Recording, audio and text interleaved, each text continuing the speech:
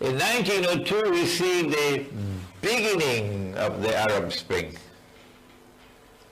And that is Abdulaziz ibn Saud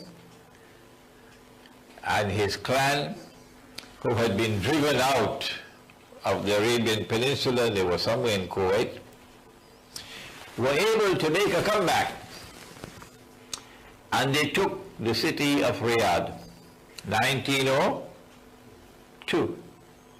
Your Arab Spring has started. But in 1902, something else happened. The Zionists had been at work, modern Western civilization, in trying to brainwash people, officers in the armed forces of the Ottoman Empire, and intellectuals in the Ottoman Empire, to secularize their thinking. The Ottoman Empire had for some time now been described derisively by Europe as the sick man of Europe. Because all the rest of Europe was benefiting from the scientific and technological revolution and was becoming militarily more and more powerful. The economy of Europe was improving because it's an exploitative economy.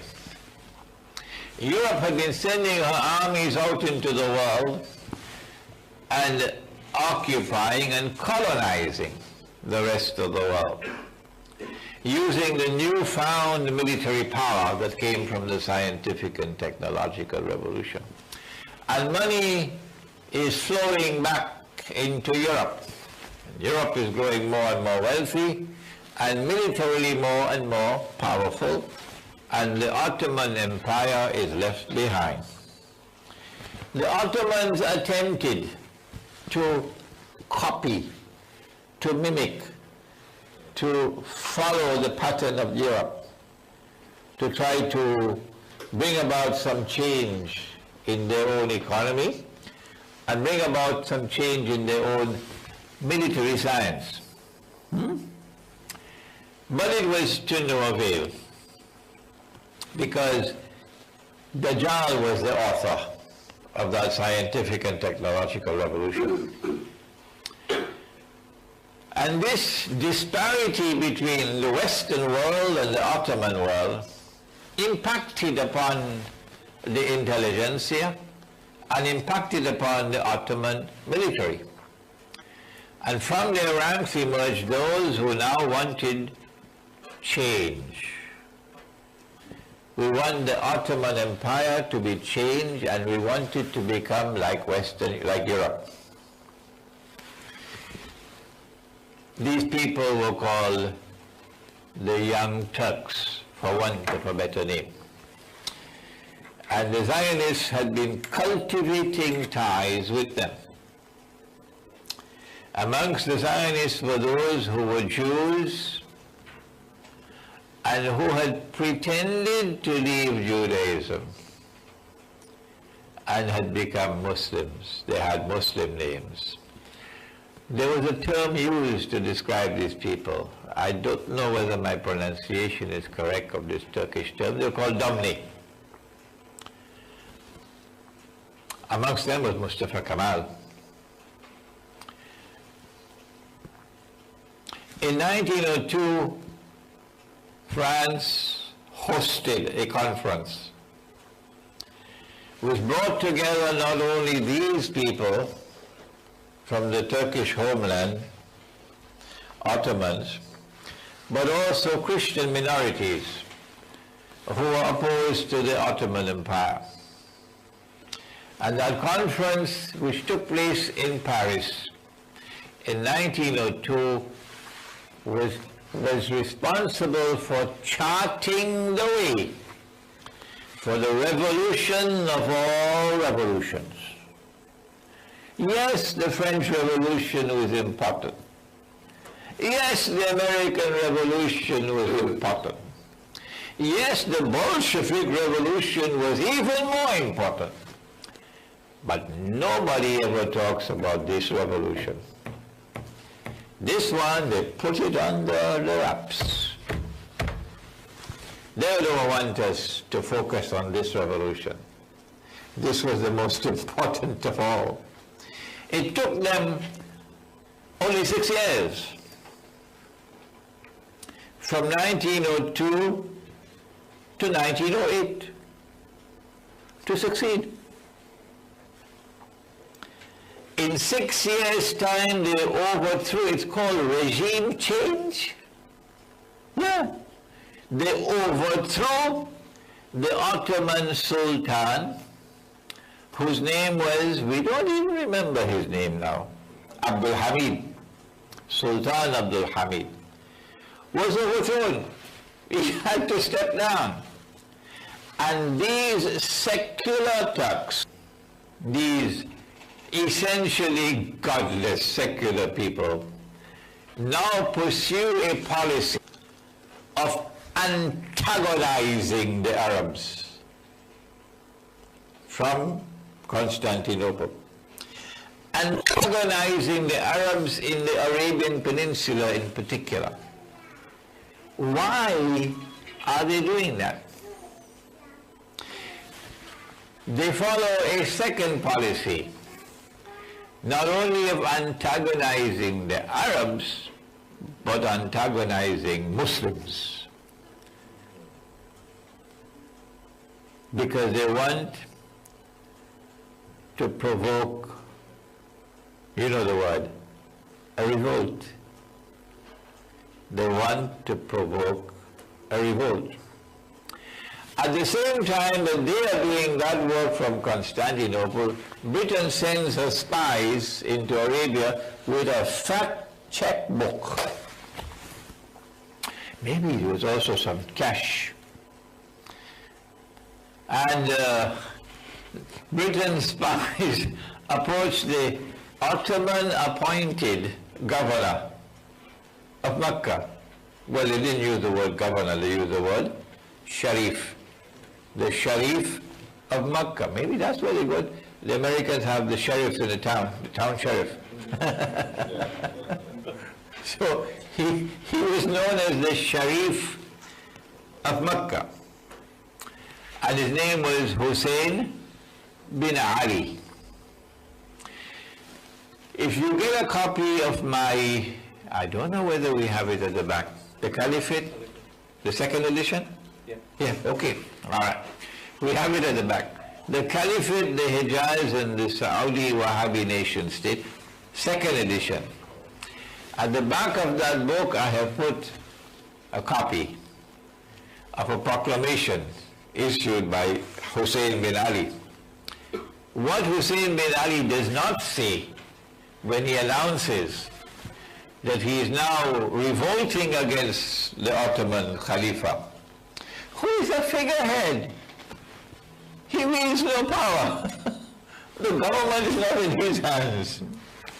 He is revolting against the Ottoman Khalifa and proclaiming his independence. This is what the Zionists wanted, revolt, the Arab revolt.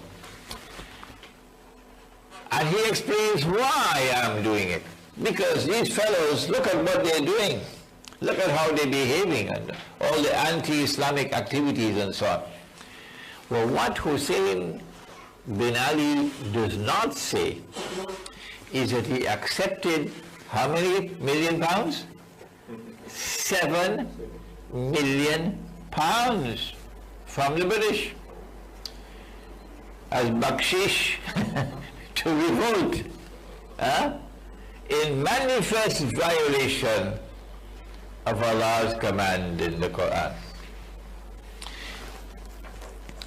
Upon this revolt of the Sharif Hussein, and he says, well, I want to be Khalifa now. The Arabs want the Khilafah. The rest of the Arab world is now in a state of revolutionary turmoil. We also want independence from the Turkish Ottoman rule. And the Zionists, with the first Arab Spring, the Zionists are able to succeed in cutting off the Ottoman Empire from the rest of the world of Islam. In 1914, the war took place. The war began. They call it the First World War. So what Britain and France did, I think it was about 1907, which is 9 years after the body of Pharaoh is discovered. What Britain and France did cunningly, is to embrace Russia. Traditionally, they've always fought against Russia. And they've always been allies of the Ottomans. Britain and France were always allies of the Ottomans. They always protected the Ottoman Empire. They always assisted the Ottoman Empire. They didn't want Russia to ever defeat the Ottomans. No. But now that the body of Pharaoh is discovered, they do something strange and mysterious. They reach out to Russia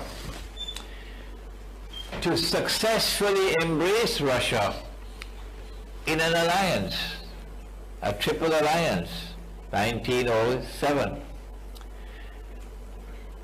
Britain, France, and Russia, knowing that the World War is coming up. Why did they do that? Answer, I wish I had enough time to stop and ask you all some questions. In chess, there's a term, they call it checkmate. Checkmate. You put your enemy in a position where he can't move. Anyhow he turns, he's blocked. So they checkmated the Ottoman Empire. So that when the war starts, the Ottomans cannot become allies in the war with Britain and France. Why? Because Russia is there. And Russia is a traditional enemy. That's why they did it. So the pieces on the chessboard are being put in place as we approach 1914, when the World War is to take place. Out there, Hussein bin Ali is ready to revolt against the Ottoman Empire. And over here, the Turks, the secular Turks, take over the government, regime change. And over there, Britain and France make an alliance with Russia to checkmate the Ottoman Empire. Russia responded when the war started. Russia naturally, you can't blame Russia, in seeking to get all the Orthodox Christians under Ottoman rule to revolt. What's wrong with that? This is war. And as the Armenians revolt against the Ottoman Empire, what the secular Turks did,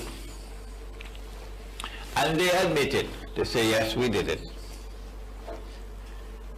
was to forcefully remove millions of Armenians from territory in which they were located, which was vulnerable to Constantinople, to another area.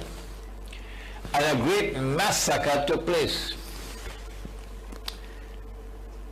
The secular government in Constantinople can't fool us by throwing wool over our eyes. All the excuses that they made, and they are still making to this day, is just dust in our eyes. They deliberately massacred the Armenian Christians. It's called the Holocaust. It did take place. Why? It's not too difficult for you to understand why. Because they are pursuing the same policy that the Ottomans had pursued before the regime change. What was that policy? Deliberate antagonism of Rome. So that the hatred that the Orthodox Christians have for Islam would intensify. That's why you had the Holocaust of the Armenians in must have been around 1914, 15, somewhere around there. Okay? By 1917, the writing was on the wall for two countries. The writing was on the wall for the Ottoman Empire, that they were going to be defeated. They had made an alliance with Germany because there was nothing else that they could do. Because they had been checkmated. That's what Britain and France wanted. We wanted you to make an alliance with Germany. The writing was on the wall for the Ottoman Empire and for Germany. You were losing the war. All that the Zionists needed to win the war was to get the United States of America to enter the war. The fellow who gave us the motor car, what was his name? Henry? You've forgotten his name? We still have Ford motor cars around. After a while, they just say fix and repair, something with their. Henry Ford did everything he could possibly do to prevent the United States from entering the war. And when he lost the battle, he had the money to bring together the research scholars and to be able to document how they succeeded. And he produced a book called The International Jew, in 4 volumes, big, in which he explains and reveals what they did, the Zionists did, to get the United States into the war. Most Americans have not read that book. It's banned in the United States. As soon as the United States entered into the war, it was over. But before that, before the United States entered into the war, Germany had the upper hand. And Britain and France very cunningly ensured that Russia would bear the brunt of the fighting from 1914 to 1916. Millions of Russians were killed. Russia had to abandon Moscow, I believe. And the Russian economy was in shambles. And the Russians were suffering, and this is precisely what the British wanted. Oh, we are allies. No. What Britain and France did was to say to Russia in 1907, or maybe shortly after that if you join with us in an alliance, when we defeat the sick man of Europe, we promise you Constantinople. And the Russians fell for the bait. I went to Russia and warned them, don't fall for the bait a second time. They're coming to you with another bait now. If we win the war, we offer you Constantinople. But they were not sincere. In the same way that they were not sincere with the Arabs when they were fomenting this Arab revolt to get your independence from the Turks. We promise you, if you will assist us in defeating the Ottoman Empire, we promise you independence. There will be one Arab nation at the end of the war, one Arab nation, and the king of the Arabs would be Hussein bin Ali. You believe the British and the French? Are you so stupid? So on the one hand, they were offering Russia Constantinople, and you are our ally. But behind Russia's back, they were stabbing Russia in the back. How did they do it? The strategy was to get Russia to take the brunt of the fighting, to get Russia to take the brunt of those who are being killed in the war, to get the Russian people to suffer and suffer and suffer, and then to foment revolt in Russia. And the Russian Jews now play a critical role in bringing about a revolution. The timing of the revolution is immaculate. Immaculate. The Russian troops are approaching Constantinople. Constantinople is within reach of the Russians. And this is the prize which has been offered to them by Britain and France. But Britain and France do not want Russia to take control of Constantinople. No. Why? Because tomorrow there's going to be a state of Israel. And we do not trust Russia. Because Russia is not Western Christian, it's Eastern Christian. And we do not want Russian warships to be able to pass through the Bosphorus to get into the Mediterranean Sea. So we want to control the Bosphorus, and we must therefore control Constantinople. Under no condition must Constantinople ever get outside of our grasp or reach.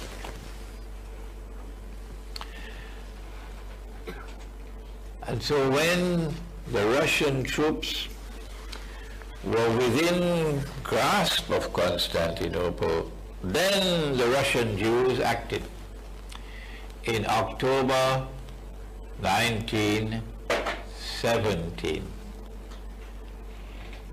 Because there is popular discontent in Russia over the war. Because the Russian troops are suffering in the war. Because workers are suffering in the war. The economy is in shambles. There are riots and demonstrations all over Russia. The Tsar Nicholas can't handle it. So now they succeed, the Russian Jews, amongst them is Lenin. And they overthrow the Russian monarchy. It will not be long again before they overthrow another monarchy.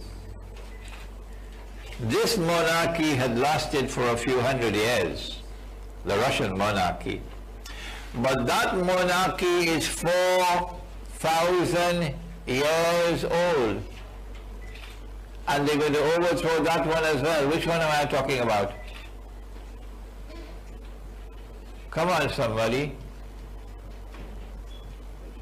China. China. The Chinese emperor. They're 4,000 years old of emperors. The Tsar Nicholas and his entire family are assassinated, killed.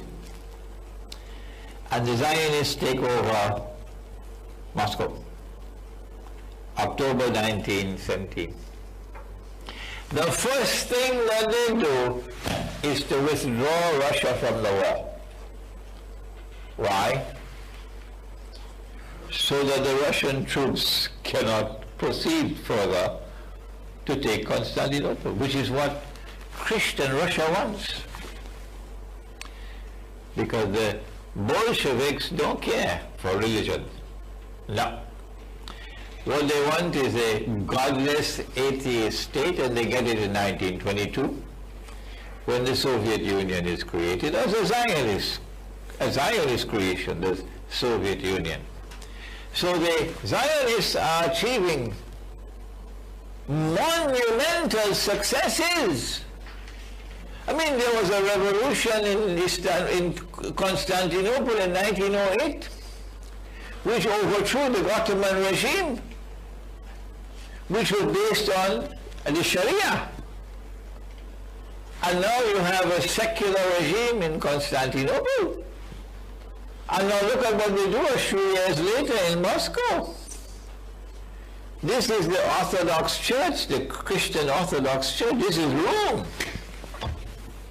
So Islam is now being ruled by secular Turks, young Turks in Constantinople.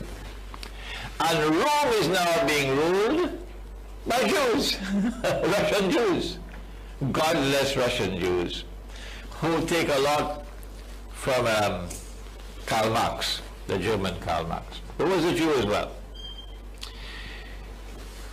The events which have been unfolding since the birth, since the discovery of the body of Pharaoh show a certain pattern.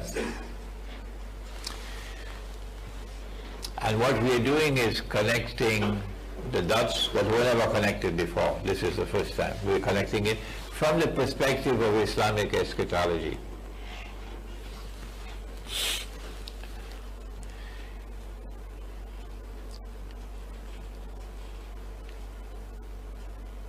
The British and the French decide to launch an attack on the Ottoman Empire and to land a few 100,000 troops in a place called Gallipoli.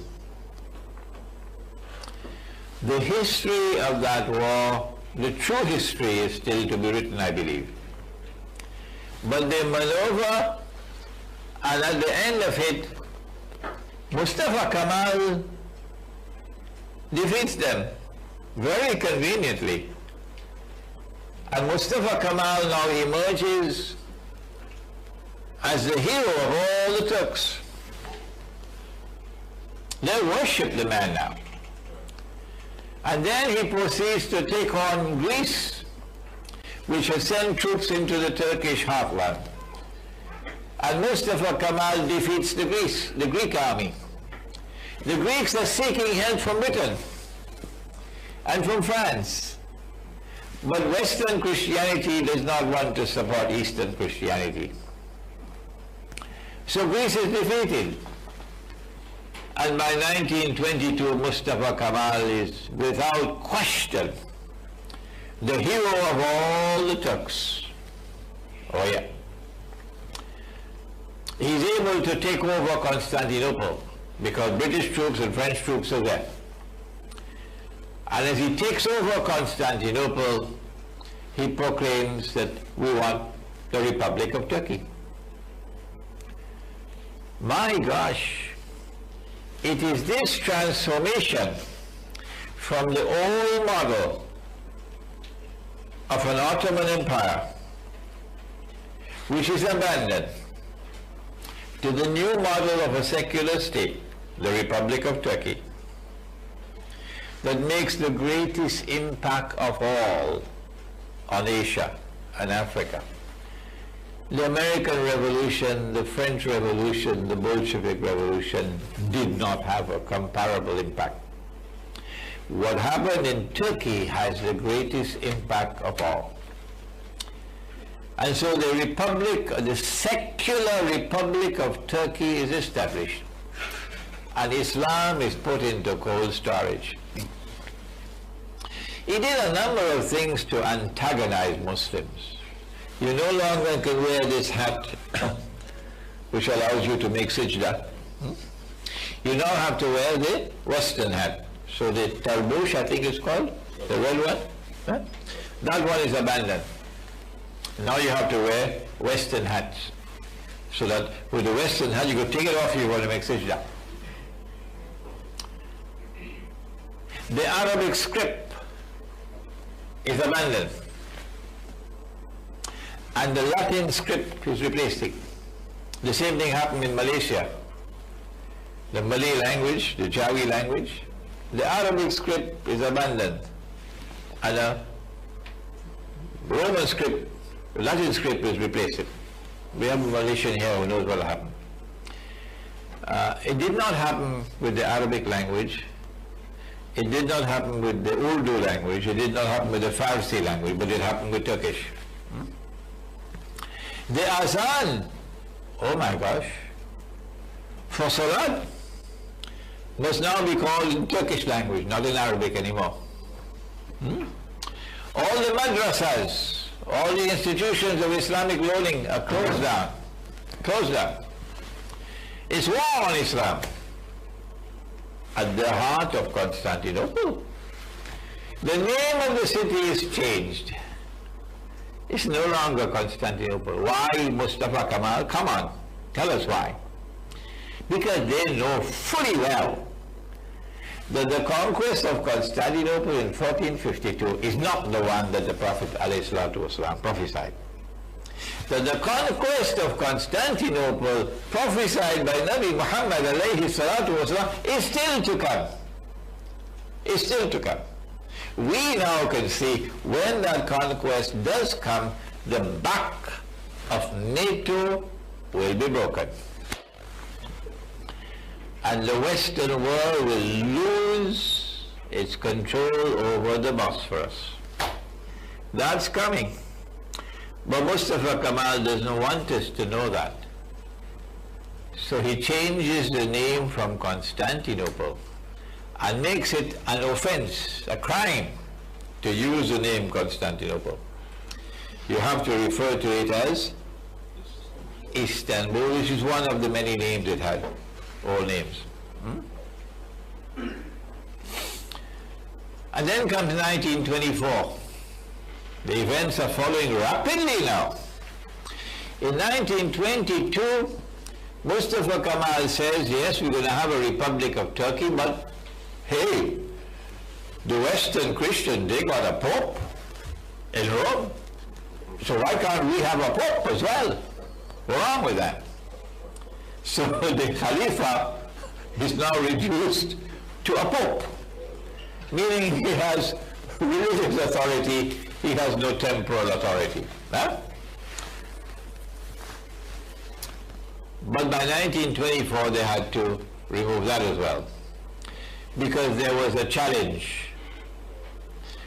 The Khilafah is now being dismantled, the institution of the Khilafah.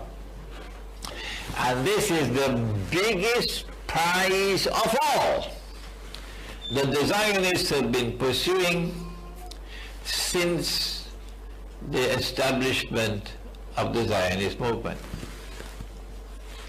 Even when in 1917, November, General Allenby, with Arab troops fighting loyally with him, shall I repeat it? Huh? Even when in November 1917, the British general, with Arab troops fighting loyally with him,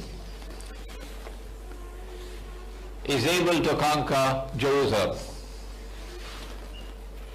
And then in 1918, the League of Nations gives to Britain a mandate over the Holy Land. What they want is the Caliphate, the Khilafah. And in 1924 they succeed. And because of the Khilafat movement in India. But we're running out of time. And the Caliphate is abolished on the 3rd of March 1924. And then Hussein bin Ali claims the Khilafat on the 7th of March 1924. You find all of this history in my book at the back. The Caliphate, the Hijaz, and the Saudi Wahhabi nation state. These are the events of the first Arab Spring, which led to victory after victory for the Zionists. When we leave that first Arab Spring and we come now to this Arab Spring, we see the same pattern taking place. The Ottomans are removed and they put the Saudis in place to do their work for them. But now in the second Arab Spring, despite all the efforts of Saudi Arabia to save themselves, Saudi Arabia is sinking. Dajjal has used Saudi Arabia for all that he needed from Saudi Arabia. And Dajjal doesn't need Saudi Arabia anymore. So goodbye, Saudi Arabia. Dajjal has used the United States for as long as Dajjal needed the United States. Dajjal doesn't need the United States anymore so much. So goodbye, United States. In the second Arab Spring, we see now events taking place which are going to culminate with what the Zionists want most of all, a state of Israel which was born in 1948 and which since then has been growing and growing and growing in power, replaces the United States as the third and last ruling state in the world. And then Israel has to wage big wars. In order for Israel to wage a big war, she has to weaken the Muslims. Even though the governments are under the Zionist control, the people are still there. So Israel needs something that will weaken the Muslims. The best card that they have, the trump card that they have, is Shia-Sunni civil war. And that is now being played. My time is up. The second Arab Spring, I believe, is going to witness. I hope it does not happen. I hope I'm wrong. An attack on Iran, which is meant to provoke Iran. It's not an attack to destroy Iran, no. It's like a punch to wake you up and to get you to fight. And if Iran takes the bait like Saddam Hussein took the bait when he took Kuwait, then we'll see Iran attacking Bahrain. I hope it does not happen. They want Iran to take Bahrain. Oh yes, they do. Why? Because once Iran take Bahrain, the road to Mecca is straight ahead. And the Shia are going to be delighted if you offer this plum. It's the best plum in the world to offer to them. Shia control over Mecca and Medina. And that's the bait. All that the Shia Iran has to be convinced about is that the United States and Britain and France and NATO are going to dump Saudi Arabia. And that is what they're going to do now. They will dump Saudi Arabia. And the Saudis can't fight the war by themselves. No. If Iran makes the mistake of attacking Saudi Arabia, if Iran makes that mistake, then the whole Sunni world will rise up and there will be Sunni-Shia civil war. And the Zionists will get what they want. And the voice of Imran Hussein will be a voice crying in the wilderness. What I've done for you today in this brief amount of time, cutting a lot of corners, is to offer you a review of 100 years of history from the perspective of Islamic eschatology, showing you Dajjal's pattern, how he's moving, and what are his strategies to achieve his objective of eventually ruling the world from Jerusalem. We pray that Allah subhanahu wa ta'ala may cause you to become so much interested in this subject that you will research the work even more than I have done, and you'll have an understanding of events which are unfolding in the historical process, why they are unfolding, and how should we respond to them. ربنا تقبل منا إنك أنت السميع العليم وتب علينا يا مولانا إنك أنت التواب الرحيم برحمتك يا أرحم الراحمين.